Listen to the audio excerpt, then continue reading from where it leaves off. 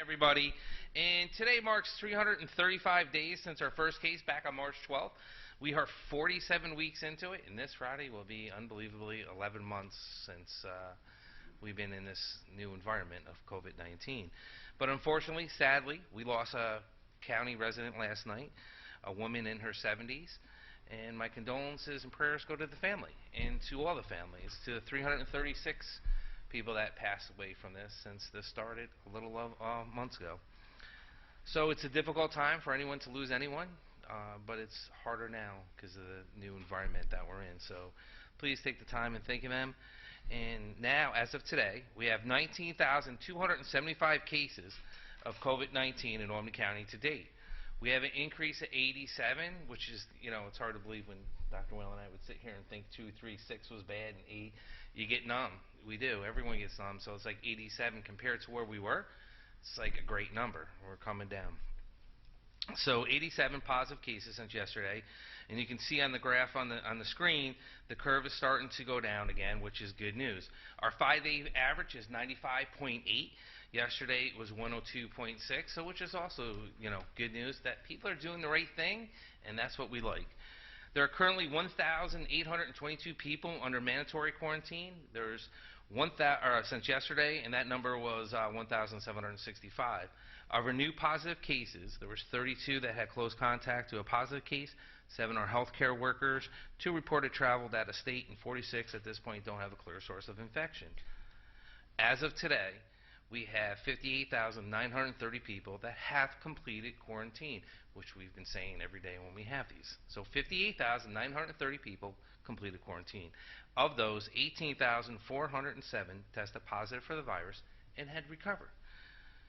That's an increase of 159 recoveries since yesterday.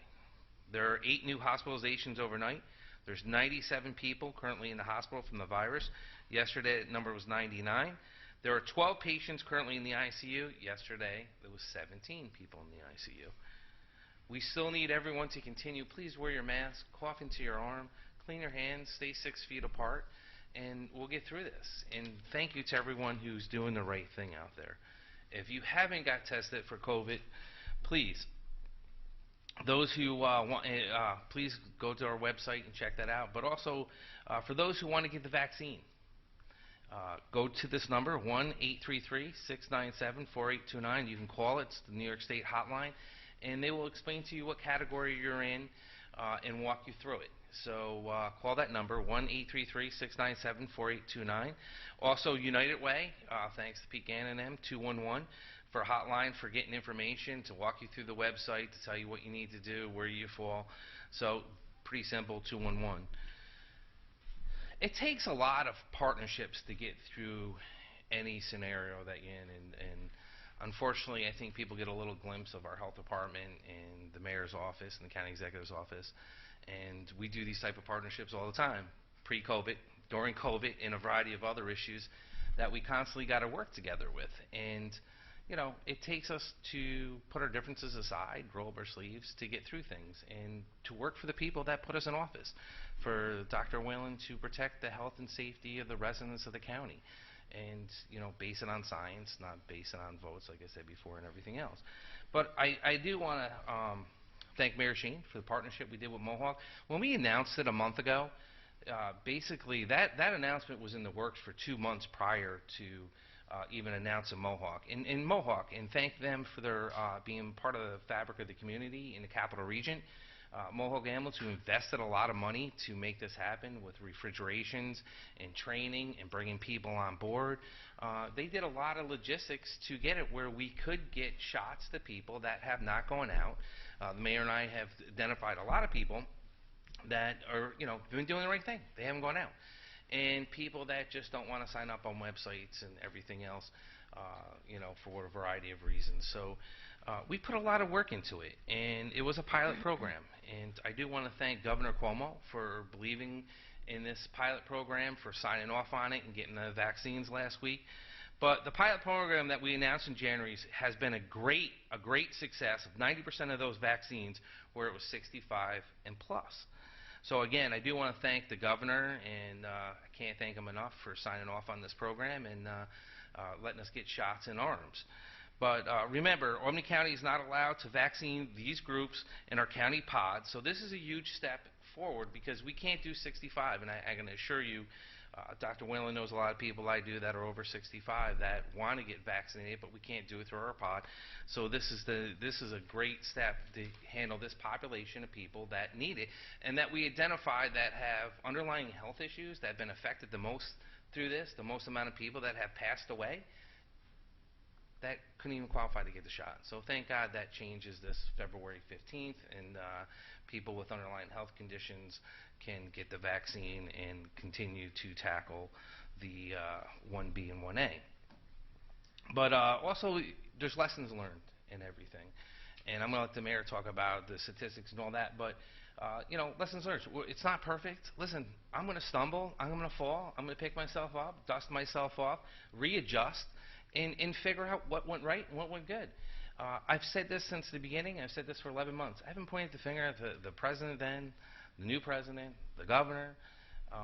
You know, we have to get through this in a partnership. And there's not times. It's easy to go online. It's easy to complain.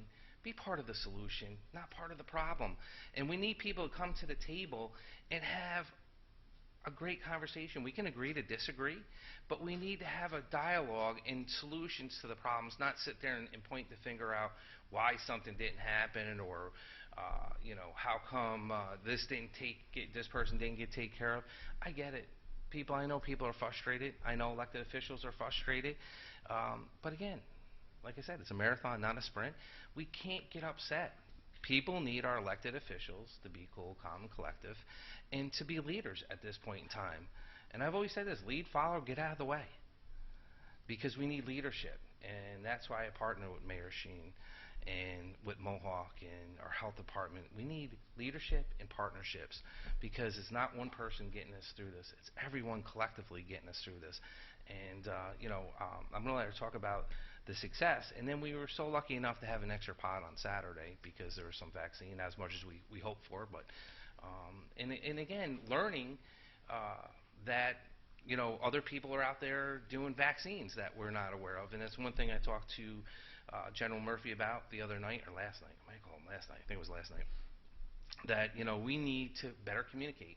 But again, these are all good lessons. Like, you know, and I'll say to the mayor, thank you for her leadership. When we found out Albany Pharmacy College had vaccine and they were going out in the community. So again, talking, communicating, working together. It's simple. I always say in the office, CCR, communicate, coverage, results. Very easy, but you got to communicate, you got to have coverage, and you got to have results at the end of the day. And the fact that the mayor brought all that in was awesome. And now we're working in a partnership to move out. We've also been working through our Department of Aging with Rite Aid. And they needed help. We stepped up with our aging department, so we're helping them get the vaccine out. And they're going to use that model program across the country because it's been so successful. I didn't even have an opportunity to talk about that, you know, because there's so much things going on. And I'll say this: we try to put out every information that we can. We try to be 100% transparent, and we try to constantly just update. But there's so many moving mechanisms every given day, and things change. Like, you know, in the media, whatever was said yesterday changed 2 hours later. Whatever was said this morning changed, and you know, but we're going to win this because we're united here in Albany County, and I couldn't ask for a better partnership than with Mayor Sheehan. And I do want to say, you know, I'm glad. I know some legislators had some issues, and I'm glad that legislator Wanda Willingham, Sheriff Apple, and the partnership got the vaccines to the people yesterday for her, 20 of them, I think 30. Great. That's what it's about, partnerships, working together to move forward. But Mayor Sheehan. Great, thank you so much. And I want to thank the county and the governor for believing that we could find a different way to get the vaccine to people who need it. We have heard stories across not just New York State, but across the country of vaccine being sent into lower income communities, and then people from outside of those communities flooding in, filling those appointments, and getting the vaccinations in communities where the intention was to get it into the arms of the people living there. And so we stepped back and said there has to be a better way. We reached out to the Alliance for Better Health, and they said absolutely there's a better way. We can pre-register people. We can basically create lists that allow you to then target the very people that you are trying to reach by scheduling those appointments with those individuals. And so we've learned a lot through this process. The Alliance for Better Health set up a platform. We had 3 days, less than 3 days actually, when we got notification of that we were getting the vaccine to fill those appointments.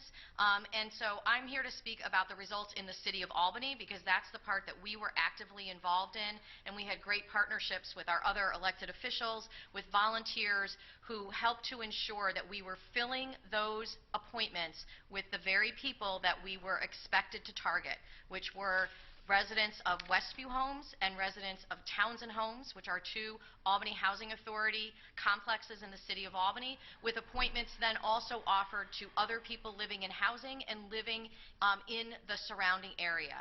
And so we were able in the city of Albany to vaccinate 401 people. Just to lay out the demographics for the city of Albany, the city is about 6% Asian, 24% Black or African American, 11% Latino, and 57% white. Overall, in the 3 clinics that we had, because we did have, as the county executive said, an additional clinic on South Pearl Street on Saturday, because we did have additional vaccine. Overall, we vaccinated 62% of the people that we vaccinated were Black or African American, so we overperformed on that. 29% were white, and where we found that we underperformed was in the Latino Hispanic community. Overall, it was 5%. At Central, where the Westview Homes, we did hit the target of 11.5%. But what we've learned from this process is that when you have volunteers who reach out and who help to ensure that a person has an appointment and has a plan to get there, they will come. And we saw a huge change between what happened at our first vaccination site, where we had about 40 to 45% of the people who were supposed to come did not come. We found out some of them had gotten vaccinations the day before, so again, we're learning. But what happened on our Saturday clinic was that when we had that soft touch, when it wasn't just a robocall or an email confirming the appointment, when you had a human being confirming that appointment, we had a much higher turnout rate.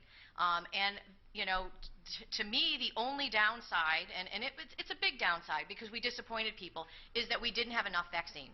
And so I think that even that is a good news story from the standpoint of being able to advocate to the state that if you send us vaccine, and you can send it to Mohawk, you can send it to a pharmacy, you can send wherever that vaccine goes, if you allow us to use this system to ensure that we are reaching our most vulnerable populations, we will get those vaccines in arms.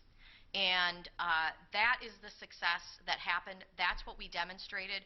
We learned a lot, and we have great partnerships now. We have people that are very excited about this tool. The county is going to be posting a link to this tool where people can pre-register so that we can see where people are that are looking for the vaccine. And we are also, the Alliance for Better Health is going to be hosting, and this will be on the county website and on the city website, demonstrations every day this week at 9 in the morning and at 5 o'clock at night to show people how to register, and also to show how this list that will be cultivated, that will be created from this link will be used by vaccinators to be able to get vaccine into our most vulnerable community. So it was a lot of work. We learned a lot, and it wouldn't have happened without a partnership with the county and without the state believing that there had to be a better way than just setting up a link and forcing people to have to use their computer to make those appointments. And we were able to get 100% of that vaccine into people's arms, and we're very grateful that we were able to do that. So thank you. Thank you, Mayor. And again, it does take a partnership. So I am happy to announce what the Mayor was just saying, that people can pre-register live for 1A and 1B category and sign up in advance. No more Hunger Games people. We said it took a little bit longer than I wanted to when I announced this a couple weeks ago. But basically, the biggest complaint is people fight to get online, the pods fill up quick, and they're boxed out. So this way, with our website, you can go on. It'll be on our Albany County website. It'll be on the cities. You can pre-register, and when we get to that category, you'll be notified via text or via email, whatever you choose, that you're taken care of. If you want to still look for another spot to try to get a quicker shot, hats off to you. But if you want to be one of the people that have been home and been doing the right thing, and you know that eventually when we get to you, you're going to be taken care of, you will be pre-registered. So that means it might take 2 weeks, might take 3 weeks, might take a week. You'll have a slot. You'll be guaranteed the next pod, and we'll just go down the list in that category, 1A and 1B, which we're entitled to do, and then it depends on how it changes going into the future. But please, you can get the vaccine clinic at our Time Junior Center, or when Mohawk is planning to go out to do deliveries, which is good.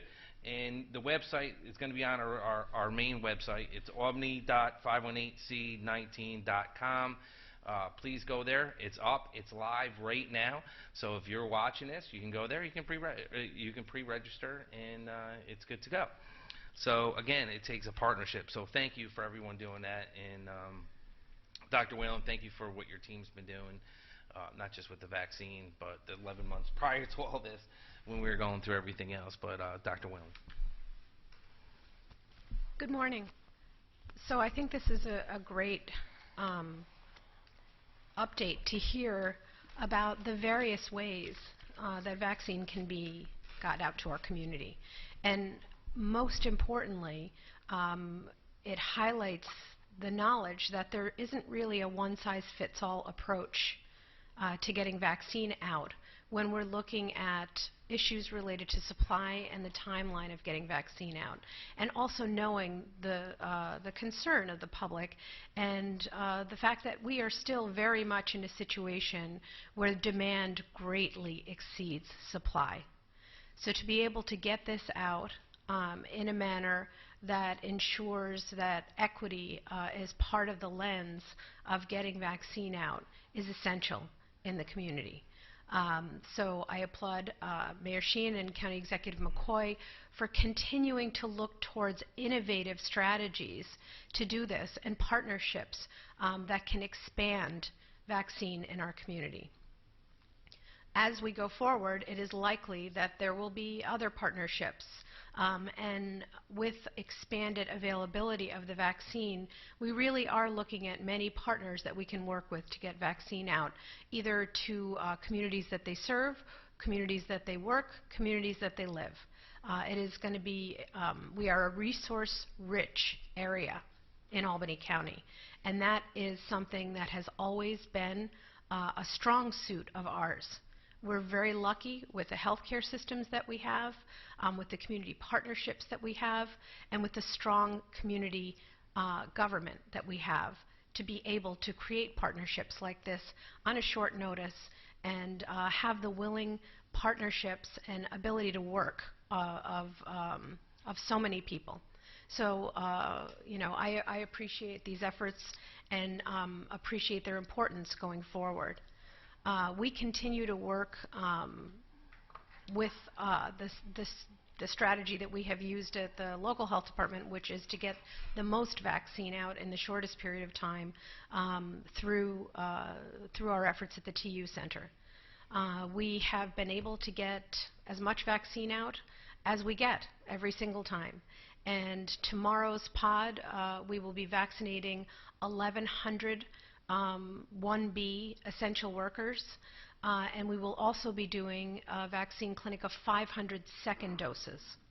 And after the last press conference, I noticed there were a lot of comments on second doses and people concerned about the second dose supply, and is there a concern about that? And I want to reassure people that, at this point, the way the second dose comes to us, it's a completely different shipment. It is stored differently. It is kept differently, and it is only for second doses. So second dose supply goes to, it's a different lot, and we keep it differently. It is not different in its ingredients. It's the same preparation used in both vaccines, but there seemed to be concern that people thought there could be mixing or that we weren't actually getting second dose supplies. We have been assured at this point that we will continue to get that second dose supply. There is no consideration currently being given, as we may have heard earlier in national press, to just giving a single dose. The way that the Pfizer and Moderna vaccines that we currently have available in Albany County have been studied is as a 2-dose regimen, and that is how we plan to give them. And that is how every entity that is currently providing vaccines is prepared to give them. And that is how the supply is coming. So those of you that have received your first dose and are a little bit anxious about what that second dose, that waiting period of 3 weeks with the Pfizer vaccine and 4 weeks with the Moderna vaccine, please be assured we are getting those second dose shipments. We are holding them differently, and they are being held with your name on it if you have the first dose of the vaccine. So as you're aware, next week we do have expansion of criteria for the vaccine that we're able to give in our pod sites. And we are able to give that to individuals with chronic illness. This will include those over 65 with chronic illnesses. So while we have not previously been able to target that priority group, if you have a chronic illness and you are over 65, you are able to be vaccinated in our pod starting next week. We don't know what supply we'll get. We are hopeful. What we're hearing on the federal and state front is that there will be a continued expansion of supply. And it is our commitment to you that as that supply increases, we will get that vaccine out. As I've said before, we find out usually on a Sunday how much vaccine we're getting for the week. We don't know in advance how much we're going to get, and we cannot pre-book in advance a slot at our clinic. So it is a short turnaround. Generally, we post on Tuesdays at 5 p.m. as we did yesterday, and the slots fill up within about a half an hour. So this is, how we're currently operating going forward. If we have a significant increase, we are weighing the decision to operate a second day of the week, and that is our hope that we'll be able to get to that stage. As we get vaccine out, we will increase our efforts and look to continue these important partnerships so that we can ensure people can get vaccinated in a way, shape, or form that is convenient and doable for them. That is essential. I heard today that the CVS is going to start getting vaccine nationally as of this Friday. It does not look like that is coming into the capital region yet, but that's a space to watch. As we know, the larger retail pharmacies may represent, a place that may be convenient to many people as well. So there's going to continue to be lots of movement forward on expansion of supply of vaccine, expansion of places you can get vaccine. I know a lot of medical providers are very interested in getting vaccine, and some of the larger medical practices have been able to prepare to have large-scale pods. Hopefully this is something that we can work with our providers towards having them have a supply so people can also get vaccine in the comfort of their physician's office. All of this is going to be evolving in the coming days and weeks. And as always, we really ask people for patience at this juncture. We are pleased with the news that we continue to see a decline in cases, but want to reassure people that this does not mean that we are completely out of the woods. And in fact, we are concerned about the presence of the highly contagious variant and are very carefully monitoring for what that may do to trends going forward. That is an unknown at this point, but it does remain a concern. So for those of you that have not yet been vaccinated, who are not yet eligible for vaccination, please remain cautious. Please continue to do the behaviors that we have highlighted. Mask wearing is not going anytime soon. Even if you have been fully vaccinated, you should continue to wear your mask at this point in time and continue to protect yourself and your loved ones by also avoiding large gatherings and continuing to maintain social distance when you are out and about. Thank you. Thank you, Dr. Whalen, as always. And can't get through this without working together, correct? So, Dr. Whalen and the Mayor, you know more than anyone else what we've been going through with this health crisis the last 11 months and the toll it has taken when we were shut down for 5 months, and you don't see the ripple effect on the other end, meaning domestic violence, sexual assaults, drug overdoses, suicide. You know, these are things no one wants to talk about, but these are things that have ramifications from any health crisis or economy crisis going forward. So I just want to, I have Dr. Giordano here, but I want to talk about a couple of statistics. Last year there were a total of 99 opiate overdoses in Albany County. There were 62 in 2019. The graph on the screen will actually show you which months in 2020 were the worst. That's an increase of 60% between 2019 and 2020, a 68% increase over the last 5 years annually. It would seem all the process that we made and going forward in curbing this we took the step back. But again, it's something that we have to stay on top of and continue to educate people of fentanyl and mixing it with cocaine and the effect that it's having on people. And you can see around, not just around the state of New York, around this country, the amount of overdoses and people being lost to this new trend of fentanyl being laced with cocaine. And thank goodness that, you know, we have the epi, or not epi, I said epi, didn't I? Thank goodness that we have the opportunity to use Narcan to reverse this, and it's been successful. So I just want to, you know, one thing before I turn over to Dr. G, something we've been seeing over the country, and CDC recorded over 81,000 drug over deaths in the U.S. between May 2019 and May 2020. That's the highest number ever reported in a one-year period. So that's why I have Dr. G from Mental Health here to talk about it. Dr. G. Hello. Thank you very much, County Executive McCoy.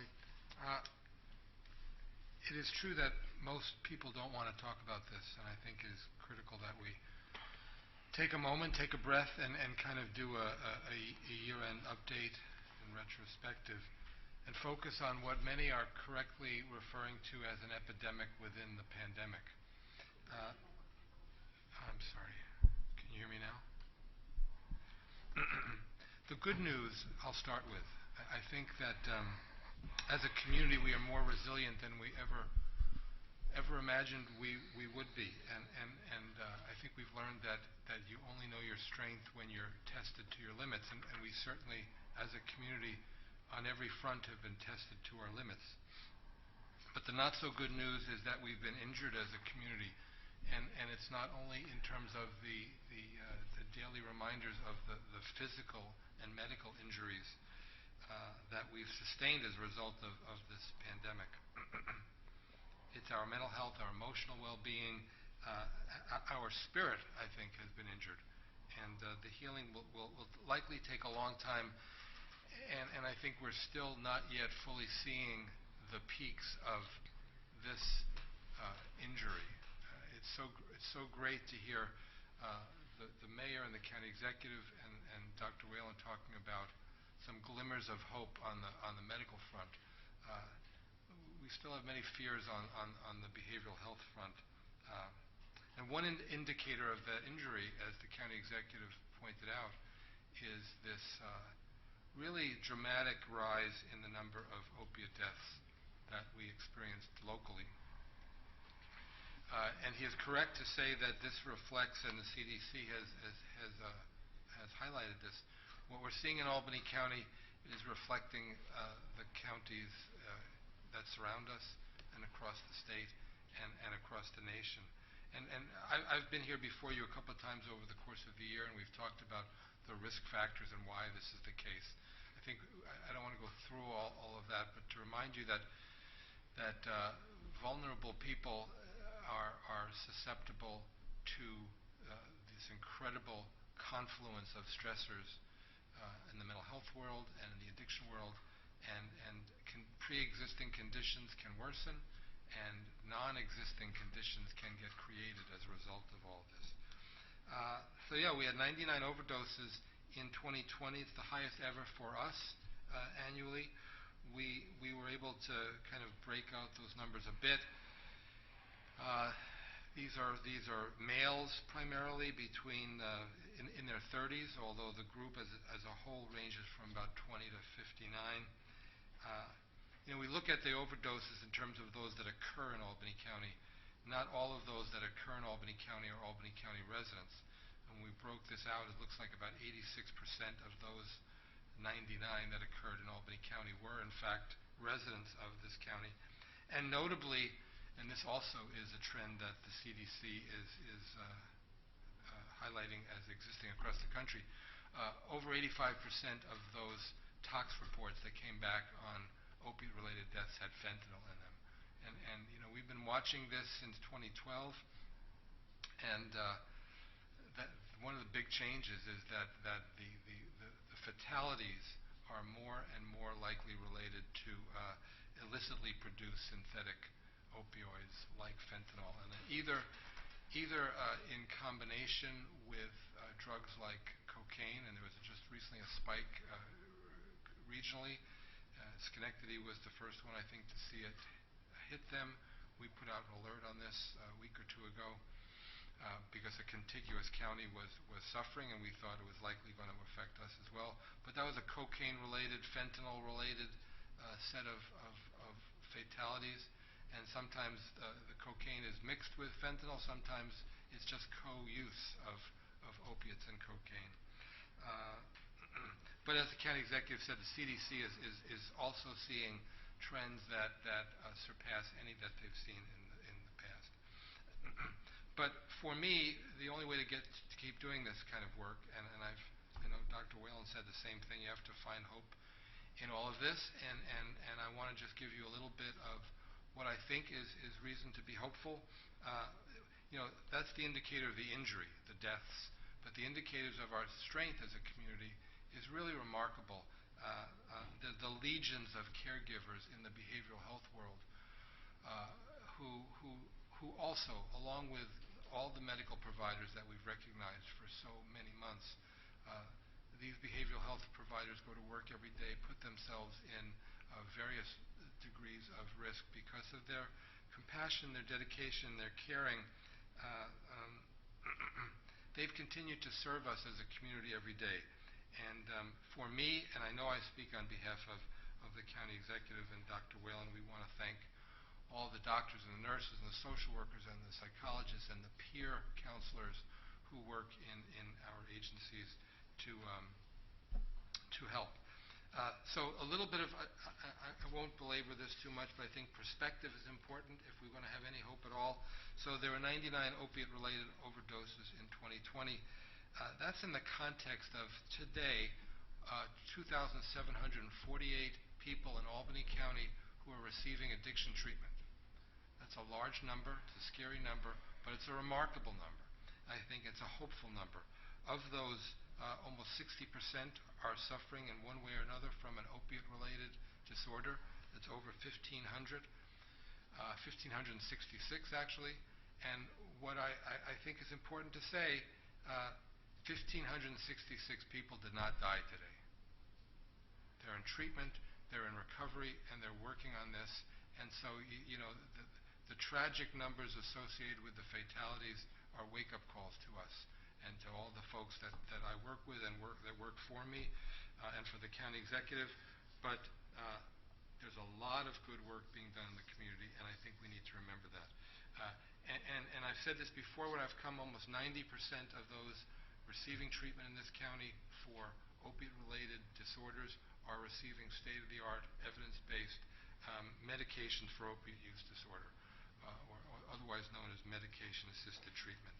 I think that is also very important. So the message, I think, to take from this is treatment is available in this community.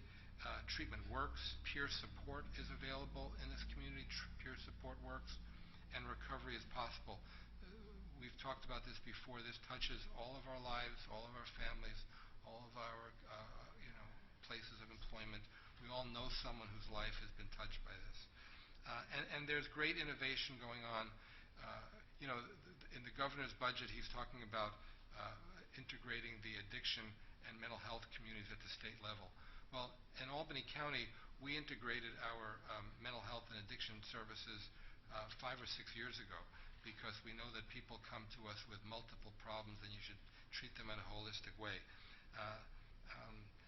And we're moving towards, in our community, expanding some of our mobile outreach work to actually bring not only overdose survivor response to the community, but to bring treatment and support and outreach, which we'll have more to tell you about later on this year. So help people get this information out there. I think we're putting up some numbers that for outreach, you can always call the Department of Mental Health and look on our webpage for all of these connections. But the Open Access Program, which we partner with our community, with community partners like Project SafePoint and the Addictions Care Center, that number should be up. New York State Office of Addiction Support and Services has a Hope line, and we have had a support line, mental health, behavioral health support line that the county executive asked us to put up way back when. Seems like a long time ago. But we're manning that daily from 8 to 5. I will say that, these are mental health trained people. They're part of our emergency mental health disaster team. These are folks that can really help. We're getting a lot of, and it's understandable, but lately a lot of people calling and asking where can they get a vaccine. And we try to help them, but we don't have all that information. But we do have the ability to help people who are struggling emotionally. And as I said the last time I was here, if we had lost 300 people in a single event, that would be a mass casualty event. We're trained to help in that regard, and we would certainly welcome calls from grieving family members or folks who are trying to find their way through this difficult time. Our mobile crisis team is still available 24/7, and we work with our community partners to do Narcan training monthly, virtually. On our website, you can see that the links for that. So I think the only way to proceed here is to try to find hope in all of this, and I think there's reason to be hopeful. Thank you, Dr. G, and I agree. There is a lot of reasons to have hope in your life, and again, we'll get through it. We are getting through it. We are doing it. Our opiate task force is reconvening again to discuss all this stuff, and thank you to that task force that's been doing a great job, keeping us informed. But again, difficult times, and don't be an enabler, as they say in AA. Be a friend, be there, and don't kick them when they're down. I always say get them healthy, then kick the hell out of them. Once they're healthy and they're on their 2 feet and they can move forward, trust me, I went through it with friends, family members, and it's not easy, but they need your support now more than ever. They don't need you criticizing them. Just remember, people deal with things differently. That's why we established the mental health hotline, so people could call there and talk to them and talk about the new world that we live in for right now and going into the future. So please take advantage of all that. We encourage people to continue to get tested, whether you have symptoms or not, or you think you've been exposed. Please, as always, the partnership with Whitney Young, 518-465-4771. We cover the cost if you don't have insurance. The great partnership with the University of Albany. That's free, 1-888-364-3065. Go to albanycounty.com to see whether or not who's testing, what age requirements, and all that other good stuff. Our mental health, as always, please, 7 days a week, 8 a.m. to 5 p.m., 518-269-6634. Our 24-hour sexual assault hotline number, 518-447-7716. Also, we set it up for texting and email, so if you feel you can't make that phone call and that person around you is abusing you, please text us, and we'll make sure that we do the right thing and help you get through this tough times. 1-888-364-3065. I was mistaken. Our website goes live at 11:15. It should be live actually right now for people. And again, you can pre-register, and it's going to stop the Hunger Games for a lot of people. It's going to help you get on there knowing that you'll get a text the way you sign up, text message back from us, email, however you want to be contacted. Also, there's going to be a drop down for health conditions, whether or not you fall into certain categories. That's going to change. So I will say this: Department of Health did say that they are going to be putting, the governor's office is going to be putting out protocols on a variety of things. It may change before the 15th. So, we'll change it as we have to change the game plan. But it's there. It's simple. Please pre-register. But we just want 1A and 1B to pre-register, and we will make sure that you get the slot as the pots come in, so you're not sitting there fighting for it. Again, everyone out there, please stay safe and healthy. And any questions?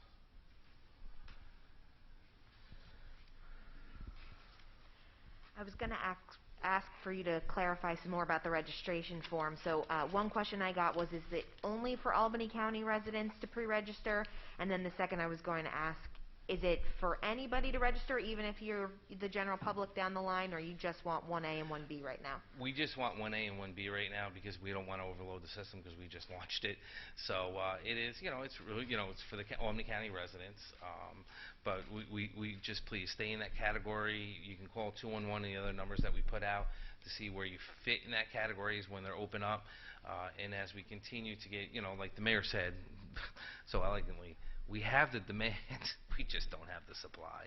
And be patient. And we did this to help people so that they don't have to keep getting on. Like Dr. Whalen said, I think he said a half hour it filled up, the pot, half hour. I mean, and for people that aren't computer savvy, that's challenging. So we want to make sure you're pre-registered and you're going to be taken care of. I don't know if Mayor, I think what's that? I don't know if you want to say anything.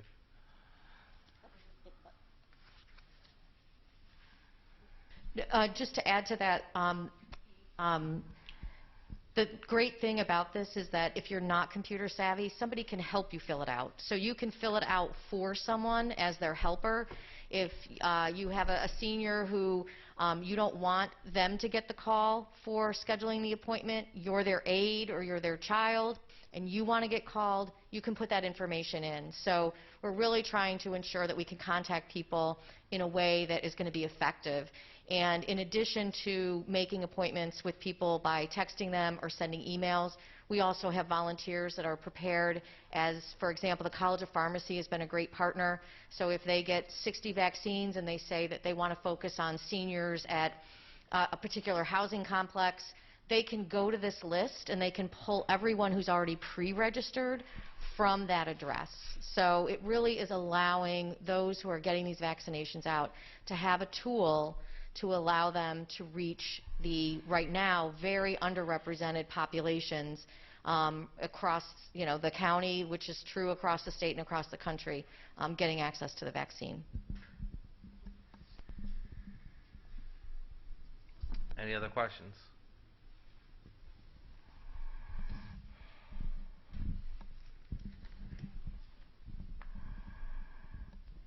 Just one for Dr. Whalen. You all were ambushed with this information at the same time the rest of us were. Do we have any more details on what the rules will be for receptions once those are allowed next month?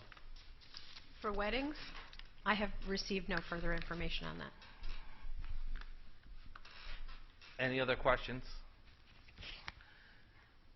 I do want to say to Congressman Tonko, to the House, they passed the first bill for this next stimulus package. I talked to Senator Schumer's chief of staff and Steve Mann today, his local rep. And to Albany County, if this passes, it's roughly $60 million. To the city of Albany, I believe it's about $78 million.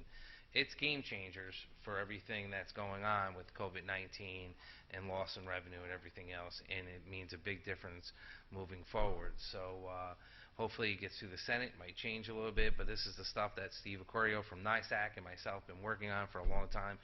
I'll do more on Friday as it continues, but we've been working on this since Easter of last year and change everything. So again, it's my I say to Congressman Tonko and everyone else, thank you, and now we just got to get through the Senate. Thank you. Stay safe out there.